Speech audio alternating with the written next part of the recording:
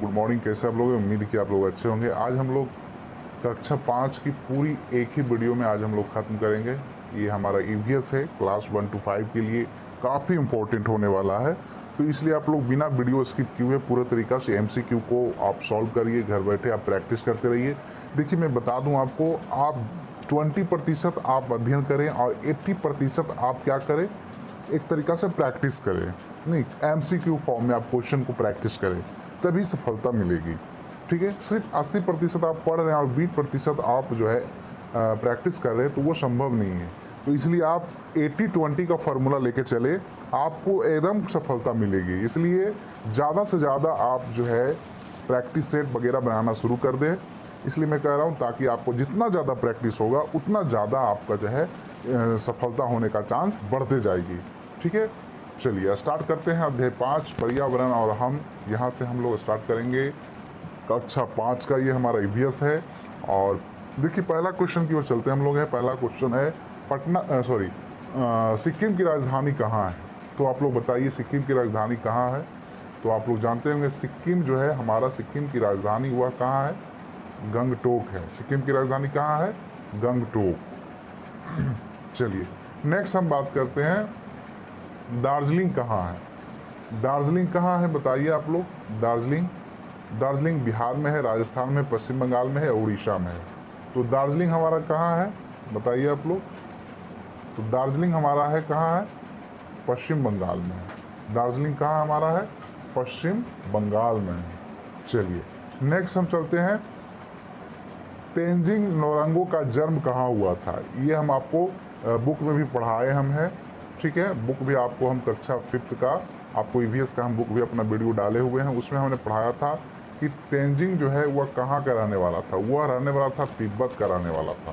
ठीक है, चलिए तेंजिंग जो है नोरंगे, ये एवरेस्ट पर चढ़ाई किस वर्ष पूरी की थी? बताइए आप लोग, किस वर्ष ये चढ़ा था एवरेस्ट पर? तो ये हमारा चढ़ा था 1943 में शायद चढ़ा था। हाँ, यही होगा 1943 में। यह जो है 1953 में यह जो है एवरेस्ट की चढ़ाई जो है पूरी किया था। चलिए नेक्स्ट क्वेश्चन की ओर आते हैं हमें। माउंट एवरेस्ट की कुल ऊंचाई कितनी है? आप बताइए। अब माउंट एवरेस्ट की कुल ऊंचाई कितनी है? तो 8,848 मीटर है। आपको मालूम होगा 8,848 मीटर है हमारा माउंट एवरेस्ट की कुल ऊंचाई। ठीक है, चलिए नेक्स्ट चलते हैं।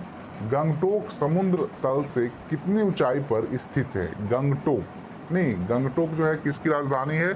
तो अभी हम बताए थे सिक्किम की राजधानी है।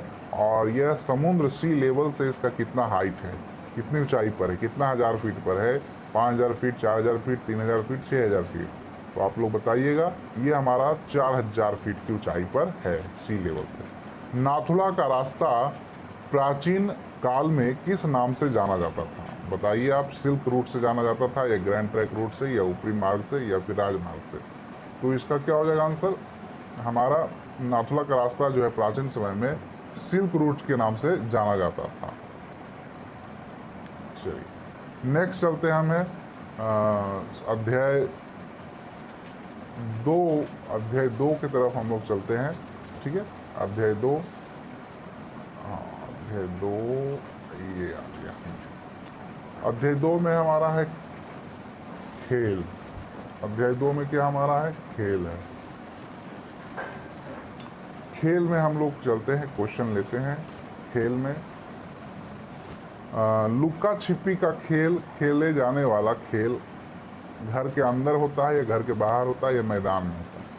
तो आप लोग बताइए। लुक्का छिपी का खेल जो है घर के अंदर हम लोग खेलते हैं। कहाँ खेलते हैं? घर के अंदर खेलते हैं, ना कि घर के बाहर खेलते हैं। चलिए नेक्स्ट हम चलते हैं, लूडो कितने खिलाड़ी होते हैं? लूडो में बताइए आप लोग, लूडो में कितने खिलाड़ी होते हैं? तो लूडो में जो है वह 4 होते हैं या 5 होते हैं? बताइए आप लोग, घर पर लूडो खेलते होंगे। तो लूडो में जो है कितने खिलाड़ी होते हैं? लूडो में हमारा 4 खिलाड़ी होते हैं। मार्शल आर्ट क्या है बताइए? कुश्ती है, लूडो है, युद्ध कला है, या खो खो है? तो मार्शल आर्ट जो है युद्ध कला है। एक नहीं, मार्शल आर्ट क्या है? युद्ध कला है। कुश्ती खेलने वालों को क्या कहा जाता है बताइए? पहलवान कहा जाता है। गत्का किस धर्म से जुड़ा हुआ है? ये देखिए, ये मैंने पढ़ाया था आपको जब हम एवीएस 5th का हम लोग कर रहे थे, तो वहाँ पे गत्का जो है यह सिख धर्म के लिए इस्तेमाल किया गया था। गत्का नहीं, सिख धर्म के लोग इसको इस्तेमाल करते हैं, कला है एक गत्का। चलिए अब अध्याय 3 की ओर हम लोग चलते हैं। बीजों का बिखरना। निम्नलिखित में से किसका बीज फटकर या चटकर बिखरता है? बताइए। गेंदा का, अमरूद का, आम का, हरसिंगार का। तो किसका हो जाएगा? हरसिंगार का हो जाएगा, चटक कर। निम्नलिखित में से किसके बीज जो है हवा से उड़कर दूर पहुंच जाते हैं? तो हवा से किसका बीज उड़ जाता है? कपास का उड़ जाता है। निम्नलिखित में से किस फल को हम सभी बीज सहित खा जाते हैं? बताइए आप लोग जल्दी से। बीज सहित क्या चीज़ हम खाते हैं? अमरूद खाते हैं, आम तो नहीं खाते, जामुन भी नहीं, संतरा भी नहीं खाते।